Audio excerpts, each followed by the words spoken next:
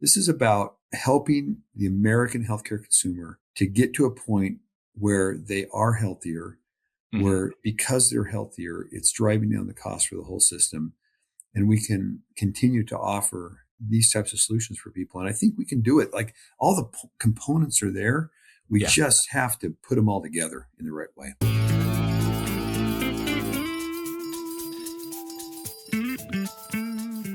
Hi, everyone. I'm Jeff Munn. Welcome to another episode of the Pick Now podcast, the podcast about the scary decisions that entrepreneurs have to make without full information. And today, I'm very excited to have Steve Neeleman, who is the founder of HealthEquity and now chairman. Steve, you've had an incredible entrepreneurial journey. Welcome to the podcast. Thank you, Jeff. Always great to connect with you, and I really appreciate the time today. Fantastic. So take us back to the very beginning. Where did the idea for HealthEquity come from? And I mean, you've been doing this for, is it 24, 25 years now? Yeah, actually 23 years, but yes, it's been a good journey. So look, I think most companies have a founder story. Mine is that I was getting ready to take the MCAT in undergrad, and my wife told me she was pregnant. I was actually playing football in college and trying to get ready for my last year of football, and I had all these stresses and started with a bellyache. It all started with a bellyache. Wow. Now I had health insurance. We had dutifully gone and got our Pell Grant every year, and I would take most of the Pell Grant and use it to buy our health insurance. And so anyway, long story short is that when I went to the student health doctor said, you know what? I don't know what's wrong with you. Let me send you to the gastroenterologist down in town.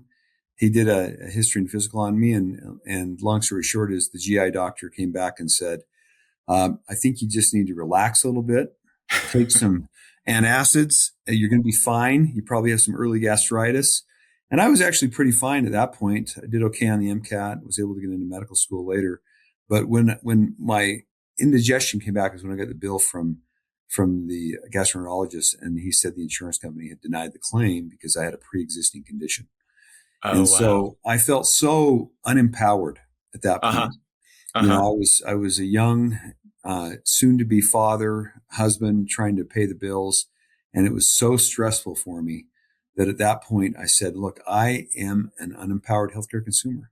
And, you know, how do we help consumers when they're in this kind of moment of need, when it feels like that they're all by themselves? And so that became the starting point of HealthEquity. Interesting, because you're not exactly an uneducated consumer, right? You're going to med school at that point. Yeah, but you know, look, I will tell you that the last person you want taking care of your health is a brand new doctor or someone from medical school. You know enough to be dangerous, literally. And so I didn't know that much. And, you know, I was learning more about anatomy and things like that. But what I didn't know was how the whole health insurance market worked, and how, you know, what the real purpose of insurance was not for what I would call routine care. Insurance is for big stuff that you can't afford. And that's the way it is in auto insurance, and that's the way it is in homeowners insurance and life insurance. It's for the stuff that is very expensive, not the stuff that's lower cost. So what year is this when this is coming, this idea of HealthEquity is kind of coming into being? It was 1992 was when I first started thinking about it. That's when my wife was pregnant with our daughter. And I started medical school in 1994. It did take us a little while to pay the doctor. I think we went to him and said, look, you're not going to get paid by the insurance company. And it took us 5 months to pay off our $75 bill to the doctor. Wow. And it was our date night money. And we always think about that, how tough it was financially for us.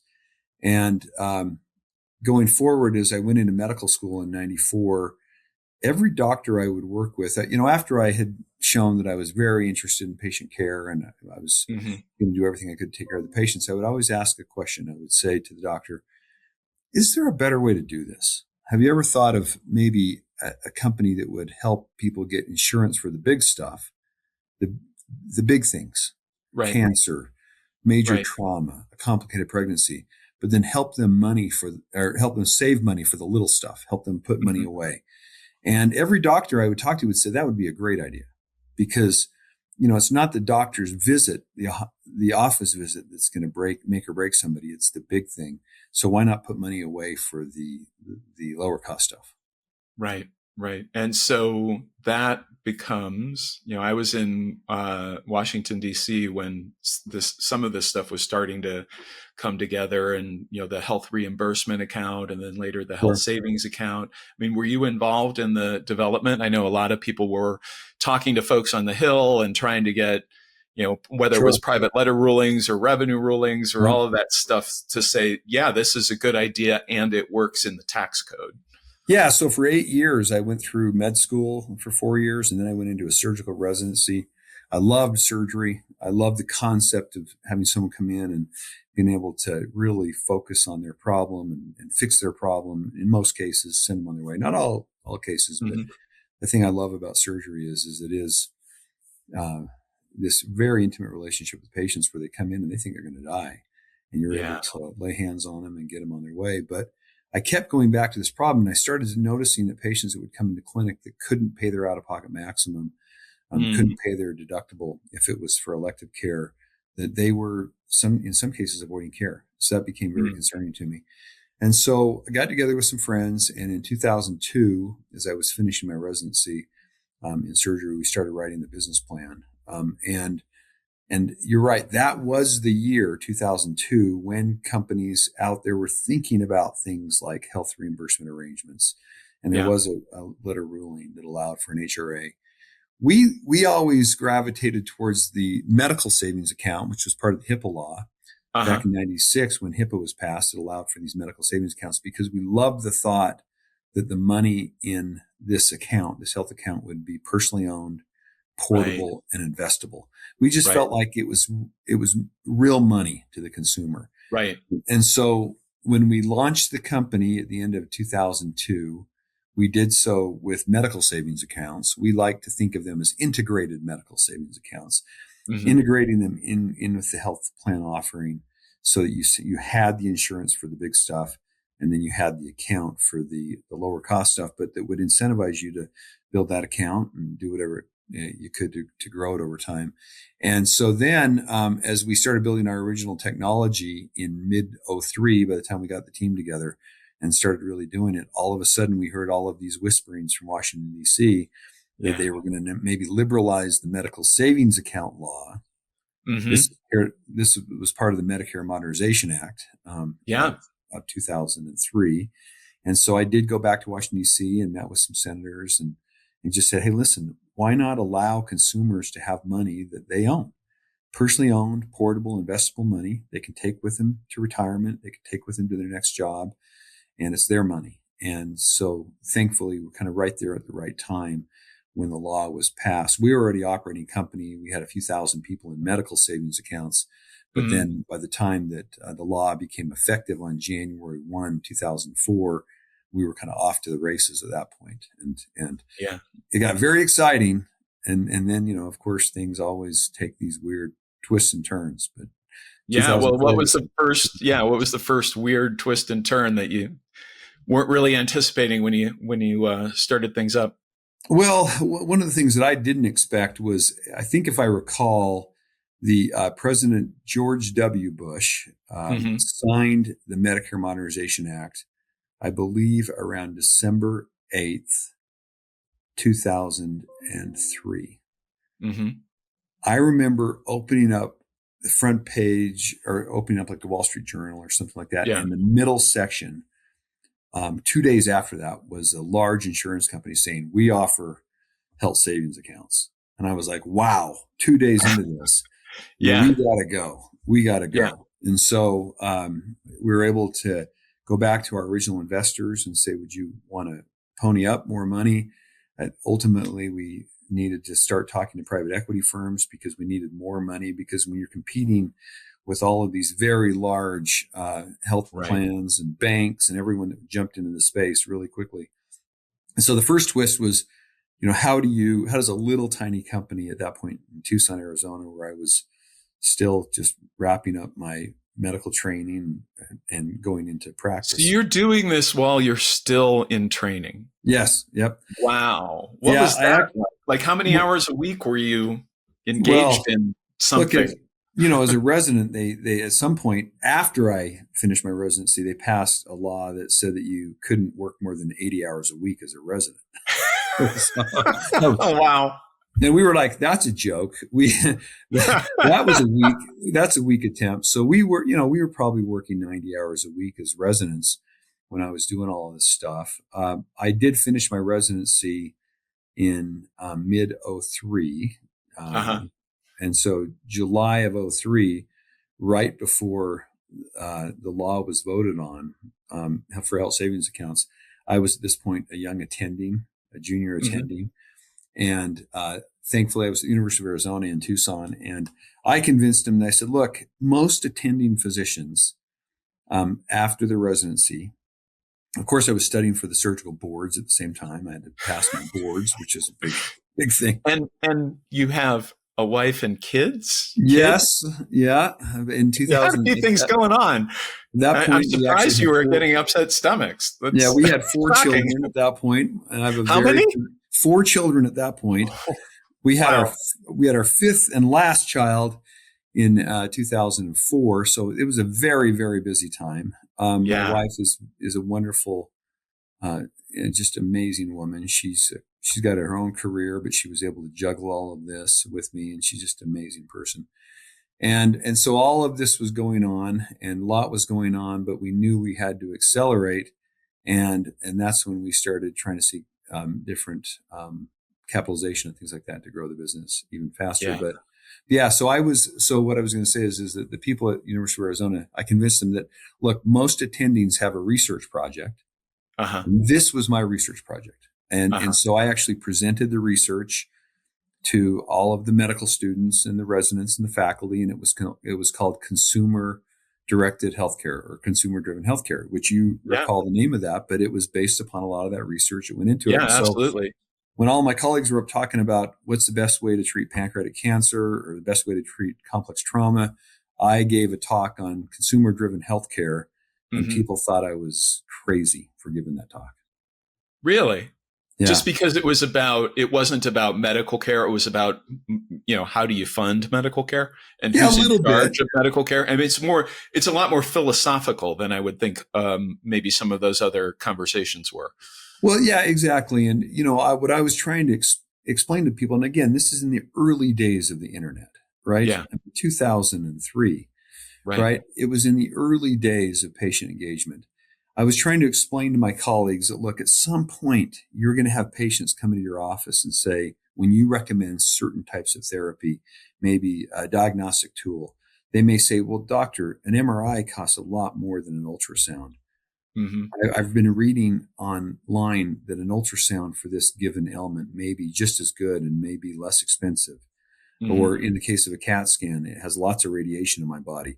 Maybe there's different ways to diagnose this without giving myself all this radiation. Plus, it's really expensive. And you're going to need to answer that question as a physician and be Yeah. able to engage with the consumer in a way that had never been practiced in American medicine. And American medicine was always doctor knows best. Right. And if a doctor writes an order, which I always thought was interesting, I thought it sounded very like I can understand, following orders in the military. Right. It's It a sounds matter very of, military. yeah, very military. And Militaristic, it was right? always strange to me. No, the doctor's order is you have to do this. And I was like, wait a second. The consumer, it's their body. Right. So they need to be engaged. And so when I would present that to my colleagues, they thought I was crazy. They're like, no, when we write an order, people will follow that order. I'm like, well, but maybe the order is something that doesn't work for the consumer, either financially or maybe they have a different question. And so that's been kind of a mantra of mine for, now over 23 years. So you get a lot of resistance in the medical community to this idea when you're out talking to, you said private equity. I don't know if VC was involved as well, like potential investors. Did they see it or did you get skepticism there as well? Well, it's like any young entrepreneur. We made a lot of pitches to a lot of venture capital firms and a lot of private equity firms. In the early days, we did need to fund it through friends and family. I mean, I will give a shout out to my brother, David. He's a consummate airline entrepreneur. He's started about 5 airlines. At this point, he had Wow. just taken JetBlue Airways public. Uh-huh. And so when I went and visited with him, he had me meet with his private equity investors. And they said, look, it's a little early for us, but we kind of like what you're doing. It's disruptive. We like the fact that you're bringing more of consumerism to healthcare, which hadn't been done before. They said, well, our firm won't invest, but we'll invest at a personal level. But that required us to go out and do these friends and family raises. But my brother was supportive, very supportive. David was, and was able to kind of match part of the money we were able to gain from friends and family in those early rounds. And then later, though, in 2006, once the law was established, we were able to go get some private equity money. And that's when we really needed a more cash infusion to be able to compete and build the technology and a solution that would compete against really big, aggressive companies. Who were some of the other players at the time? Because you had the carriers, and they had their own perspective around, we kind of want to keep this money for healthcare. And then you had some other folks, and I'm thinking of Definity. Yeah, there sure. were probably others. Yeah. Yeah, we actually, I don't know. I think this is what most entrepreneurs do is they do a little survey of the market. And we had 4 or 5 people that all got into a room initially, and we went through each of these case studies. Yeah. And I wrote the one up on Definity Healthcare. We'd done some research. Someone else wrote one on Luminos, which was Definity was acquired by United, and Luminos I think was acquired by Anthem, if I recall. Right. Yes. And there was one called Destiny Healthcare. I think that was one owned by the folks out of South Africa, if I recall. The Discovery Health people. There was one called Vivius. There was, of course, what I would call some of the early players in the medical savings case, M Savers. And yes, I remember M Saver. Yeah. I have a good friend of mine, Dr. Bill West, who started a company called First MSA back when MSAs, and they had at that point become First HSA.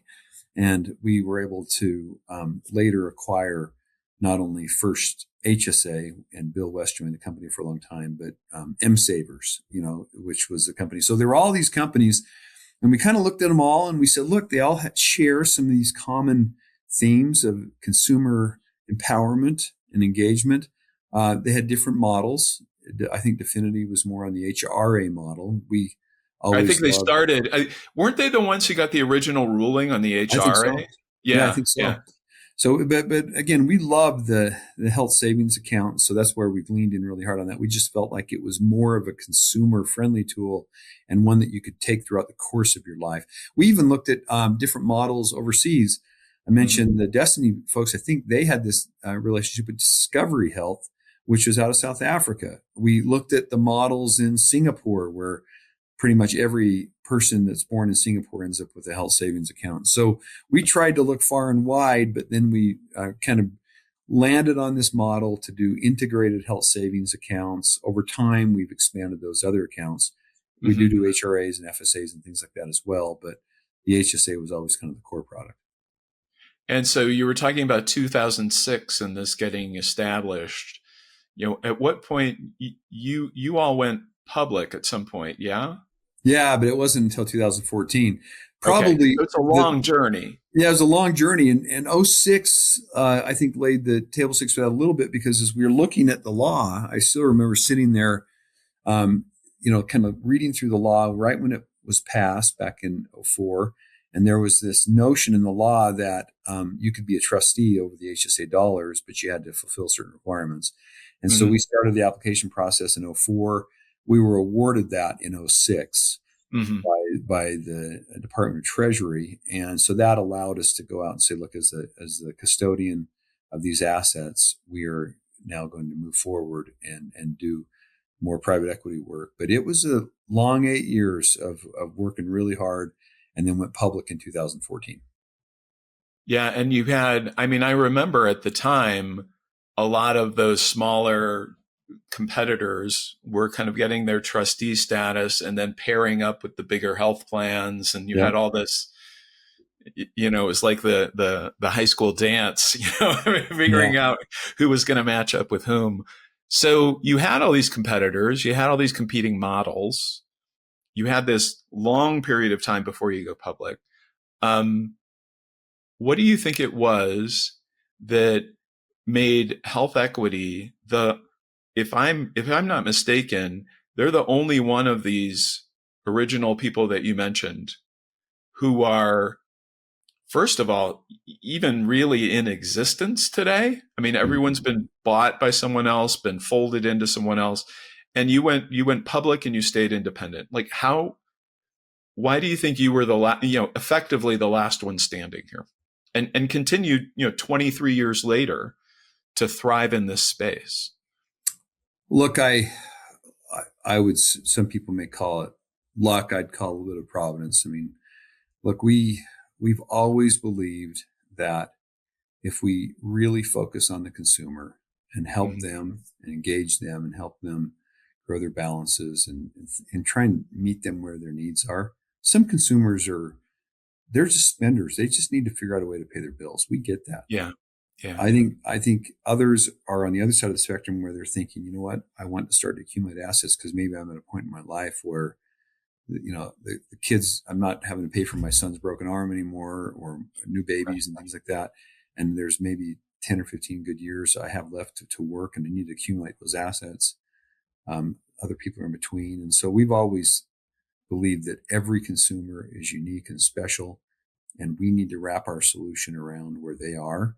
And so one of the ways we've done that is by integrating closely with the health plans so that we can make sure they understand how to get their claims paid and how to be in the right network and stuff like that. So I do think that partnering with a bunch of different health plans, HealthEquity partners with a lot of plans throughout the country, all different kinds of plans. Of course, many of the Blues plans are our partners, but also like vertically integrated plans, those that are owned by hospital systems and stuff like that. We work with a lot of those around the country. And I think it really comes back. I was texting one of our plan partners the other day and about this new the new bronze plans that are now HSA qualified. And he said, Steve, I just always appreciate you always being an advocate for the consumers. And so I think that's probably it. But, I think we've always believed that was the right way. And candidly, we've had some really hard times in the company, but we've had better times, good times. And yet we've just stayed with it because we've always kind of felt like our mission is critical to helping those consumers. I think I'd be remiss if I didn't tell you what our mission is. It's 9 beautiful words, Jeff. We save and improve lives by empowering healthcare consumers. We believe it deep in our DNA. And I've got this little thing I do where I go around and I've always got a pocket full of purple or $5 bills. It turns out that most $5 bills, if you look at the back of them, have a little purple 5, and purple is the colors. And so I'll always say, if you can recite our mission, word perfect. We save and improve lives by empowering healthcare consumers. Give you $5. So that's the deal. That's part of the Nice. Well, what I love about that mission is there's nothing about accounts in it. Yep. It's much broader, right? It's much broader than your actual product. Yeah, the account is a way to add to the empowerment of healthcare consumers. Right. Once you have your own account, you may behave a little differently. You may be more likely to make sure you're doing everything you can to get money into that account. You may be doing your preventative care because you want to not have the money go out of the account when you don't need it to. You may want to start investing the money. So I can tell you many, many ways to empower healthcare consumers. That's part of the story, is empowering the healthcare consumers. But the account is just a means to an end of actually empowering healthcare consumers. Exactly. So one of the things we like to talk about on the Pick Now podcast is those moments in the entrepreneurial journey where, maybe it doesn't look like you're going to make it. Maybe there's some critical decision point or fork in the road. Like you talked about some hard times. Tell us about one of those and how you found your way through. Well, look, I'll tell you, 2008 was really hard for many, many Americans. We were at a point where we were so close to being profitable. In fact, in mid 2008, towards the end of 2008, when the world was melting from a financial perspective, we knew we had enough business enrolled to get public or sorry, profitable, to get profitable. We didn't go public for several years, but to get profitable in early 2009. Mm-hmm. But we were at a point in our company's history where we were running out of runway, and to be out trying to raise money, even though in 6 months we would be profitable, was a very difficult It's time. a bad time to raise money.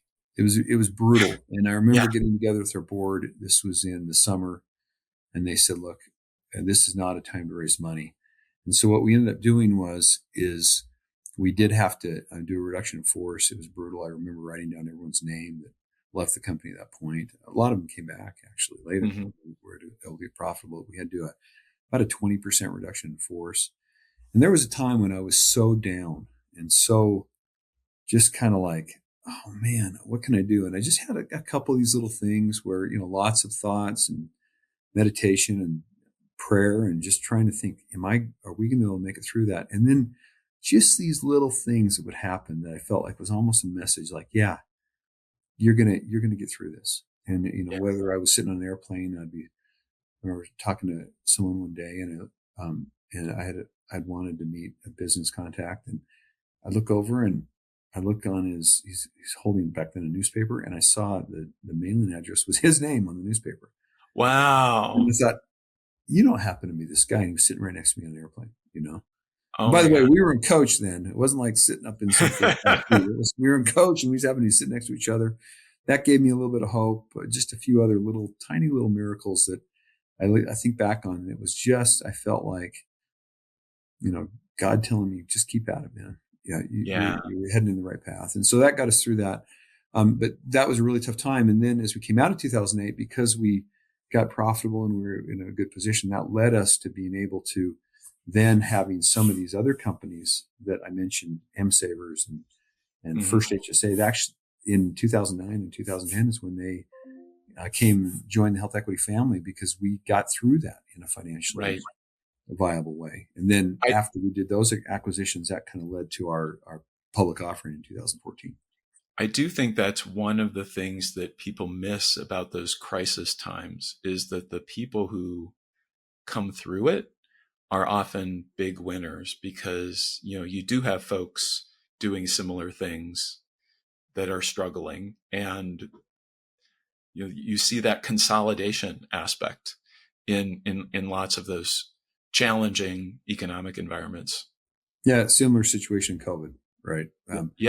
COVID was brutal. I mean, we were public at that point. I try to block it out of my mind a little bit, but when the world shut down, we had acquired WageWorks, which at that point, our CEO of the company, I turned over the CEO role in 2014, and John Kessler had come on and did a great job leading this. And John was the founder of WageWorks, and we had acquired WageWorks in 2019. And that allowed us to offer more than just the health savings account. Plus, it allowed us to have more customers through which we could sell the health savings account into that customer base. Yeah. And it was a great acquisition, and the market loved it. And we were cruising along in early 2020, and things were going great. And WageWorks came with commuter accounts where people could get commuter accounts. It came with a bunch of flexible spending accounts, came with a bunch of HRAs, and we were more primarily HSAs, health savings accounts, HealthEquity. Well, when the world shuts down and nobody goes to work, guess what? No one's commuting. They're commuting. Nobody went to the doctor, so the FSA business went to zero, pretty much. Yeah. Right. The HRA business also, a lot of the transaction fees went away. Now the HSA business continued to grow because people weren't spending the money out of their HSAs, and the balances were growing. That was helpful, but boy, what a tough time. And I think our share price probably, got cut in half if I think back on it. And we got into a very, very tough spot. And yet we just kept thinking about, what is our mission? Are we well positioned? Can we help consumers as we came out of this? And so that led to some other acquisitions and growth that as we came out of COVID, which you're right. You have these downturns, and it's really hard to hang in there, but that if you can get through them, then you can kind of see the sunlight on the other side of it. So when you go through these hard times, give me an example of what you learned about yourself as a leader going through one of those hard times. Number one, I learned that you got to take care of yourself, right? Because Mm. it's really easy when you're in a funk to think, oh man, I don't want to get out of bed. Things are so hard. I mean, we're going through, whether it's, like I mentioned, talent, having to do a reduction in force and losing people that work for the company. You're in a little bit of a funk. But if you realize, you know what, I got to get up. If nothing else, I got to get up and got to go for a run, or I got to go for a swim, or I got to take care of yourself. And so it's kind of that, I always think of Stephen R. Covey's book, The 7 Habits, and one of them was sharpen the saw, right? Yeah, And definitely. sharpening the saw can be both an individual concept, right? You need to sharpen yourself. You need to become more in touch. You need to be, balance your life between your family. And if you let that downturn in your business totally consume you, and you're not taking care of yourself physically, and you're not taking care of yourself emotionally, you're not having the friendships in place, then you will get into a funk. And so that's one thing I've learned is you first have to think internally. And it's like Jim Collins would always say, then you start looking in the mirror versus looking out the window. And so once you looked in the mirror and you said, look, I can only control what I can control. Then you can start saying, now can I start to help other people get out of their funk? How can I help other people? And so I think a lot of it's attitudinal. I will tell you that, it's one of the reasons why I love giving away the $5 bill. It's not because it's purple on the back. That's cool. But Yeah. what I love is what's on the front of that $5 bill, which is Abraham Lincoln.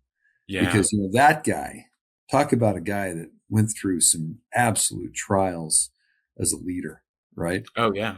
Talk about somebody that suffered and yet was able to stay relatively positive throughout the course of his life. And he had bouts of depression. There's no question about it. I mean, I was recently on an airplane. I watched that fantastic movie with Daniel Day-Lewis called Lincoln. Yeah. Highly recommend it. But, he was able to just keep, positive even in the face of some just really tremendous trials. And Yeah. so I think that's the other thing I've learned is that you can't stay positive and look for other examples of that in your life. Yeah. I love that. Well, and I love, not to compare you and Lincoln, but it seems like you were both in conversations with people who had differing views and keeping an eye on, what's the way forward, what's the way that's true to, my values, our mission, how do we navigate that? Like when you were talking about the downtimes, I didn't hear you say we were focused on how to keep making a buck. I heard you say we were focused on our mission and how do we keep serving that mission. Yep. I I think think that's that's right. powerful. Yeah. Well, and look, I thank you for mentioning me in the same sentence as Abraham Lincoln, but I think there's, you know, that's always been inspiring to me to think about how other people have performed when they're in a little bit of a funk, and it's amazing to see people come out of these and things get stronger. Now, in Yeah. Lincoln's case, obviously ended tragically, but his legacy of what he was able to do and set the stage for, specifically Yeah. in that movie, of Yeah. of, of kind of formally making the changes that he made is pretty remarkable. So let me shift to that word because you're in a chairman role now. And I want to go back to how that all happened. But just because you said the word legacy, you and I are not in our 20s anymore. Yeah. Nope. We're not in our 80s either. But what do you think about longer term when you think about that word legacy, whether it's you personally or HealthEquity or both? Talk to me about that. Well, look, number one, I will start with the fact that I have not only 5 wonderful children and my wife. We have a great relationship, but we have 4 grandkids now, which is really important to me. And and, Congratulations. and my 3 daughters who've had those 4 grandchildren are all expecting. So, Oh, so wow. we could have 7. If everything turns out, and we pray for them every day. That by the end of, I guess, the first quarter of next year or so, we'll have 3 more grandkids. So that's an important legacy. But as I think about my grandkids and my kids, you think a little bit about some point, right? Again, this could be many, many decades away from now, but what would it be on your headstone? What's Yeah. that kind of legacy, and what do you care about? And as I think about healthcare in America, it was such an important part of my life. When I was 8 years old, I told my mom I want to be a doctor. My mom's now 91. I spend time with her a few times a week. She's able to live at home, but it's a battle for her. And yet she always reminds me that I'm her doctor's son, and that was really important to her. And so American healthcare is super important to me. And I think that this notion that consumerism, infusing that into healthcare, can in fact save healthcare, save the innovation that has made America so remarkable. I was talking to one of my colleagues today about, it was a totally different subject, but I was talking about how when I first started practicing, we used to have to make a giant incision in someone's belly to take out their gallbladder. And they would be in the hospital for 4 or 5 days. And now you go in, you take it out through little tiny incisions, through laparoscopic surgery, and they go home the same day, most often. It's amazing. And that's amazing. And yet what we haven't been able to do is translate that amazing innovation. I mean, you think about the new drugs that are coming out, the GLP-1s and all these different drugs you see on TV and everything. And yet the cost keeps going up.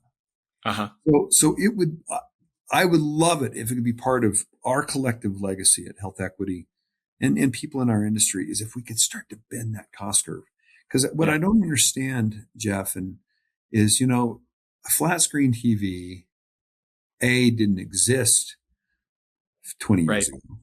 Right. But if you tried to buy a TV that was kind of gave you the same picture as one of our big flat screen TVs, back then it weighed about, probably 10 times as much. You'd have to have 10 people carrying it around. It was that big, right? The picture was not as good.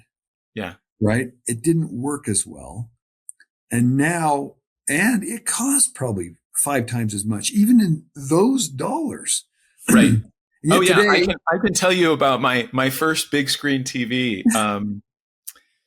It was a 50-inch plasma, if you remember plasma. Right. Sure. Yeah. It was, top of the line at the time. I really loved that TV. It was $7,000 for a 50-inch plasma TV at the time. And I could get a TV that's probably better than that now for, I don't know, $400. Yeah, if you walk into Costco, and it would be this thin instead of like this. Yes. Yeah. And yet, and a lot of the stuff we use in healthcare is similar technology. Right. And yet the cost keeps going up. And I've been in this industry for, a similar amount of time that you have. I mean, I started out as a lawyer rather than a doctor, but I started practicing law in employee benefits in 1990.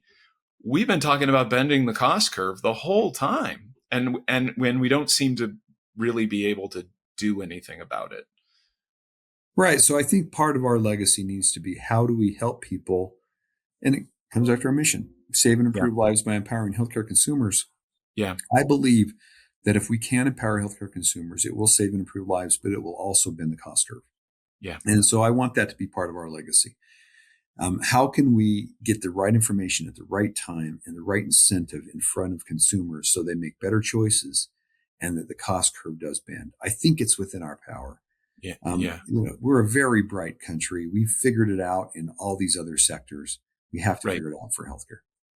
Have you read Infinite Game by Simon Sinek?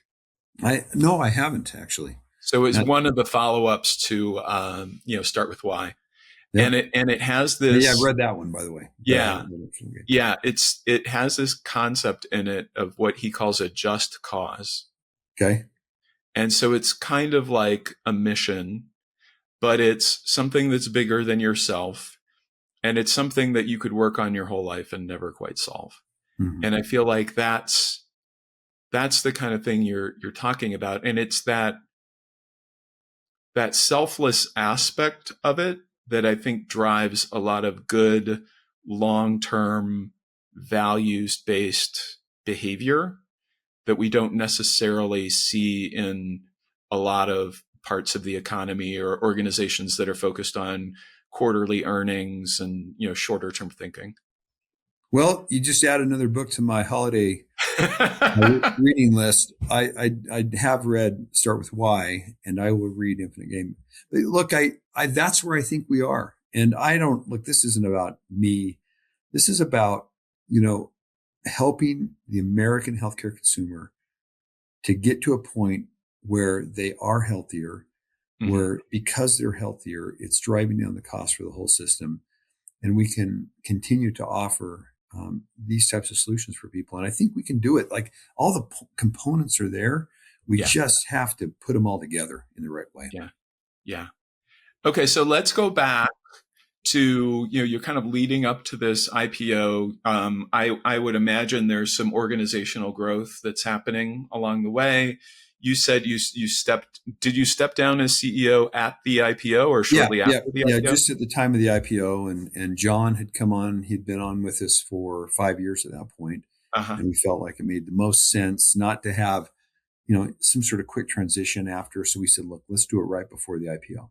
So, and what made you want to step down? Like, why was that the right time for you to step down?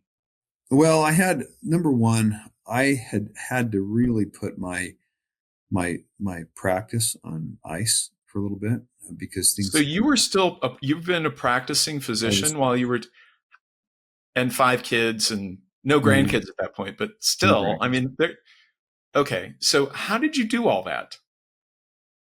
Well, number one, I organized it.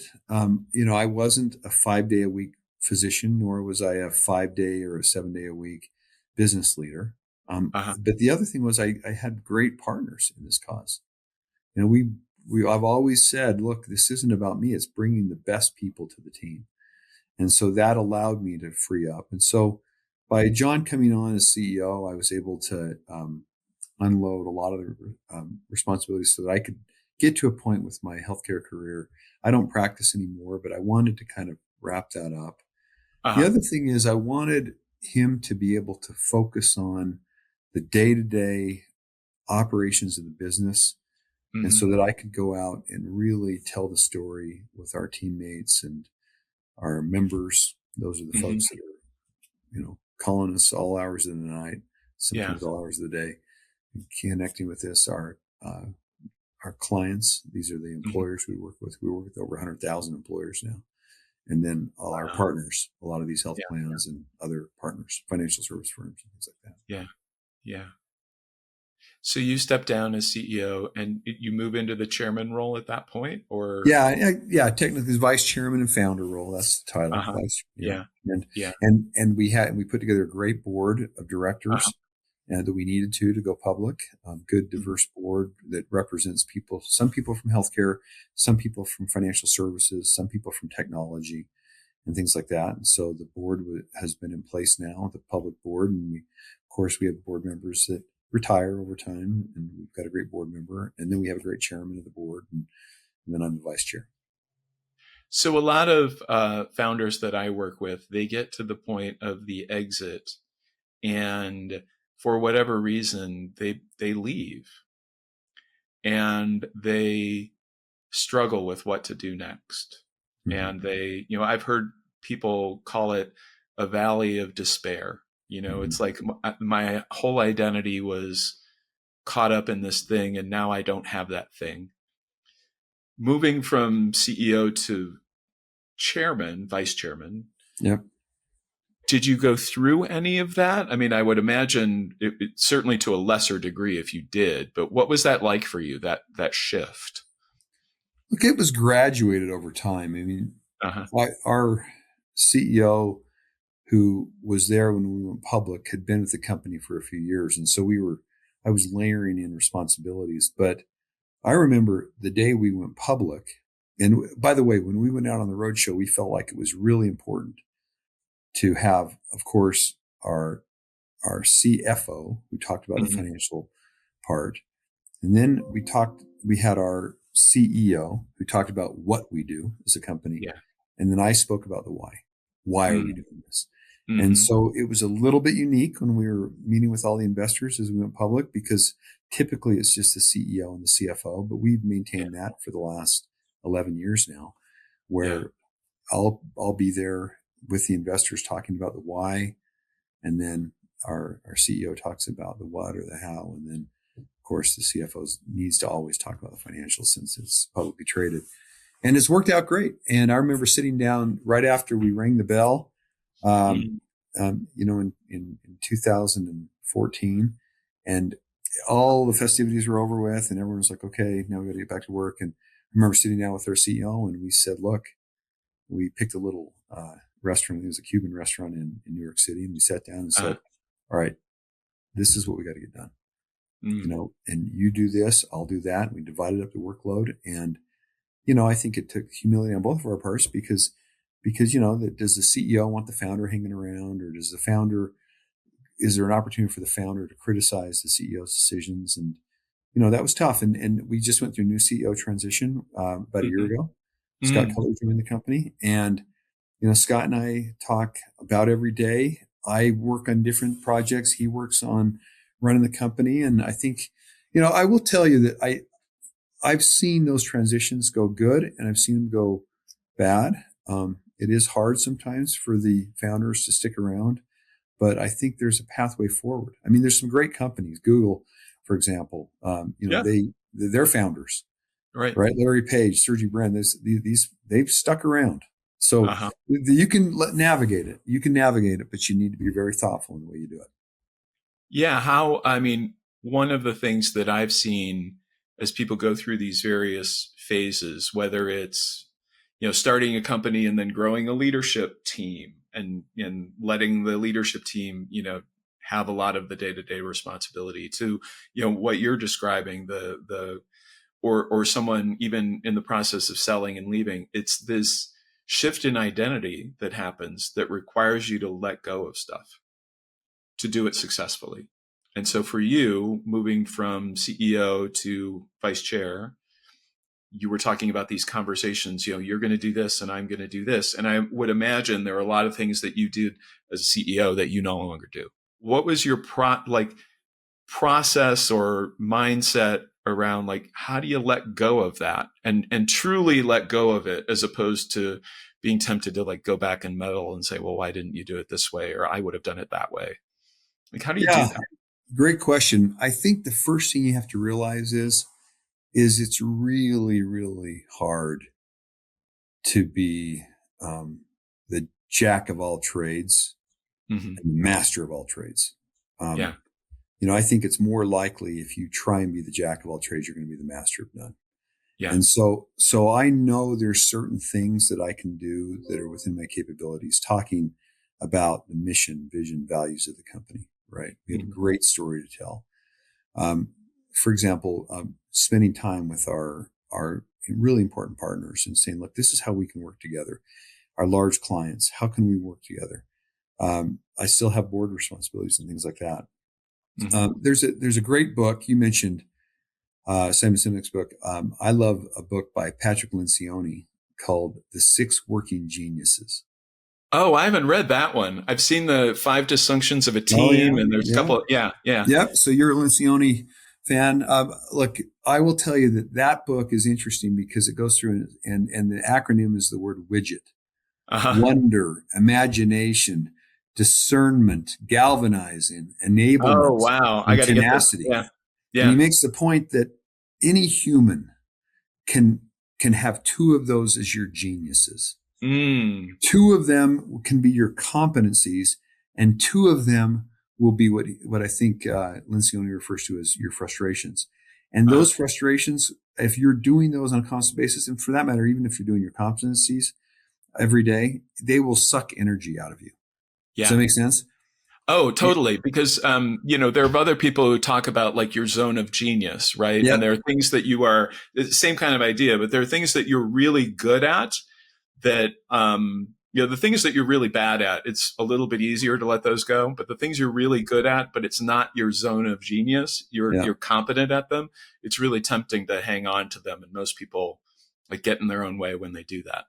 Yeah, and it'll suck your energy. It'll keep you from Yeah. being effective. And so I've tried to focus on my geniuses, right? And Yeah. focus So on those. which one? So I don't know the full acronym, but what are your geniuses, Steve? Well, so interestingly, I mean, people are like, well, you played defensive line in college. You must be tenacious and you Uh-huh. must, and you started a company. You must have wonder and imagination. It turns out when you do the little test that Lencioni Uh-huh. offers, and there's of course some program support around this. I'm sure that I'm not trying to sell Lencioni's program, but you could do the There's test. a And reason they offer that yeah, test. Yeah. yeah, yeah. And my recollection is my two geniuses were number one was galvanizing. So Mm, it's kind of like, look, we've made the decision. Now let's go. Let's go. Let's right. So motivate this team. bringing people into alignment around you, like, is that what we're Yeah. talking about? Yeah. Yep. And the other one is enablement, Hmm. helping people do their jobs better. And so I do find having been around now, I guess the longest of anyone on the team, right? 23 Yeah. years. Now, I will tell you, there's people that have been around that actually have longer tenure than I do because we count tenure. So as we have acquired these companies that were around before us, Oh, we they go still, back. Yeah. Yeah. yeah. So it's interesting that I'll say, yeah, I've been with HealthEquity 23 years. And someone will say, well, I've been there 30 years, Steve. So, Uh, so it's really interesting. But as far as the HealthEquity name company, I've been here the longest. And so I kind of know how to navigate things pretty well. And so my job is through enablement, I love that uh, genius, is to help people do their jobs better, to knock down yeah. roadblocks and things like that. So Yeah. those are the way I spend my time. And now I do enjoy the wonder and the imagination, and those would be more my competencies. But the things I leave to other people Uh-huh. is like what I would refer to as the discernment and the tenacity. Just, look, we have this relationship set. You go get the dang contract signed, and now let's Yeah. implement it. Let's go. That kind Yeah. of thing. So you kind of Yeah. balance that. So that's one way I've been able to do that, is to navigate that, is thinking about what am I good at and what am I not good at, and not try and do stuff that I'm not good at. Right. I love that framework. And I think one of the other things that I see, especially people earlier in the journey, when they're trying to put together a team, is they tend to hire people who think a lot like them Mm-hmm. and hire them to do the job the way they would do it, rather than I want a CFO who knows finance way better than I do, Yep. and I want to let that person run, because I don't. If I'm just hiring them to do finance the way I would do finance, and he knows more or she knows more about finance than I do, well, that's kind of dumb. That's true. Now you're going back to the Lincoln movie, because that Lincoln movie, even though it was a big, the push was how to get the 13th Amendment passed, it was Mhm. really taken from the book A Team of Rivals. Yeah, yeah. And if you recall, Lincoln did this remarkably humble um, thing, is when he put his cabinet together, he chose people that were very different from him. Sorry, very different. And people that even competed with him for the Mm-hmm. Republican nomination, if you Yeah, recall. yeah, And, whether it was Seward, who was Secretary of State, or, these other people that came in the Secretary of Treasury was someone that competed with him. And so he put together this amazing team of people, and he was willing to be humble and listen to their opinions and realize that they knew more in their specific domains than he would know. yeah. Well, whether you're talking about within big companies or in our political climate, we don't see that kind of behavior a lot anymore, where people are actually willing to, like, fully listen to someone with a different viewpoint and willing to have their mind changed. Yeah. I mean, I think we need more of that. We need more of that, because I think that's where true progressive and beautiful thought comes through, when you're learning more of things you didn't know. So, Yeah. So as you think about the next 5 years, 10 years, like, how do you continue to serve this mission, continue to learn and grow and challenge yourself? Like, what does that next version of Steve Neeleman look like? well, look, I have the ability to, not, I mean, HealthEquity is more than a full-time job for me, and will maintain, I think, for the foreseeable future. I'm in a really nice spot where I have great relationships with our team. Mm-hmm. I remain on the board of the company. And so I love all of that. But the bottom line is that I have other opportunities to still kind of develop and help different situations. For example, the governor of Utah asked me to be on the board of higher education. So Oh, wow.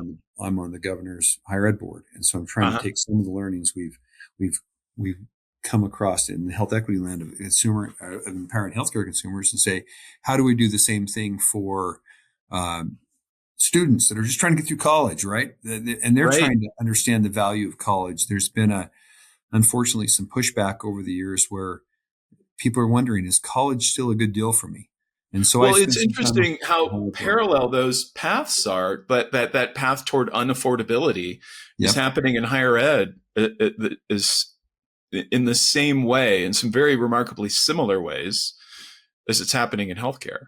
Well, and I don't know if this is what got me the invite on the board here, but one time I was giving a talk and I said, there's no other industry that can year over year maintain almost double-digit increases in price and still stay afloat. And someone said, you're missing one. Higher ed. Yeah. Yeah. So I do think it's empowering those consumers of higher education. And so I do spend a little bit of time on that, and just, a few other boards and things like that. So to me, I think, Jeff, at the bottom line is that we still live in the greatest country that's ever been created on earth. We have the ability through innovation, through transparency, through thoughtfulness, through people with different perspectives to come together to really do something special here, whether it's in healthcare or higher education or other things that are important to me. And look, my family has a ranch down in southern Utah, which is right next to a national park. And so whenever I really need to disconnect, I'll either go skiing if there's ever going to be snow again in the Wasatch. We're waiting for it to come this year. We're waiting here too. I'm near Aspen, and we had one big storm, and that's been it. I was breaking my heart over the weekend. It was snow. It was raining at Park City, and it was melting all the snow.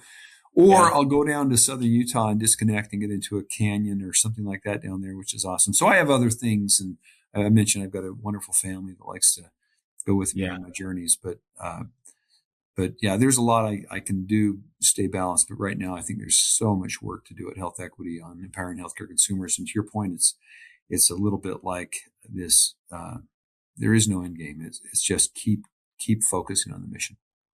Yeah. So for those who might be listening to this or watching this and thinking, how do I find something that has, it's kept you passionate for, 23 years since the founding of HealthEquity, but it goes back further than that. How do you feel that's found or created, that sense of mission and purpose? I think I think you need to think long and hard about what your geniuses are. What makes you tick? What is important to you? What's kind of I have this very simple mission statement I try and live by at a personal level, which is just trying to make the world a better place than you found it, right? Whatever, you can be walking on the street and you see some garbage on the street, just pick it up, because at least for that moment of time, you've made the world a little bit better and you found it. And so find that mission statement, but then invest in it and continue to nurture it. I think it is organic. You need to invest in that to make it grow. Well, I think that's a great place to end this conversation. Steve, if people want to find out a little bit more about you or about HealthEquity, how do they keep tabs on you? How might they reach out to you if they want to follow up? Well, probably hit me up on LinkedIn. I'm not a big social media guy, but I do my best to get to LinkedIn on a regular basis. Steve Neeleman on LinkedIn, and I mean certainly just kind of keep your eye on what we're trying to do, because we're trying to do some very special things in this world of empowering healthcare consumers. There's a lot going on, and we think there's huge opportunity because of this fountain of innovation of this country we live in and this environment. So thank you, Jeff. Thanks for the work you're doing. Thank you. And I love what you're up to, what HealthEquity is up to, and I wish you continued success. And for all of you, we'll see you next time on the next episode of the Pick Now podcast.